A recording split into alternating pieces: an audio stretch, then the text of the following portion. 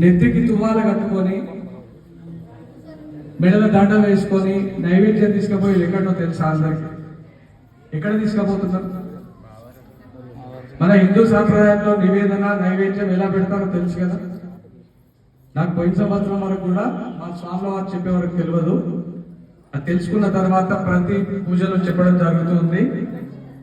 ఇది వేరే మత సాంప్రదాయం.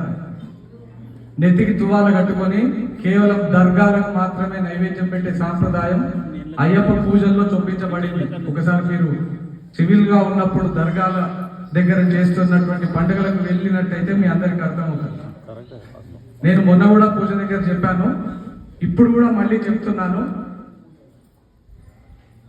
పొరపాటున కూడా అలాంటి పని చేయకండి. ఆ సాంప్రదాయాన్ని మనం వదిలేద్దాం. తెలివైనటువంటి సాంప్రదాయాలన్నీ కూడా ఈ అయ్యప్ప పూజలు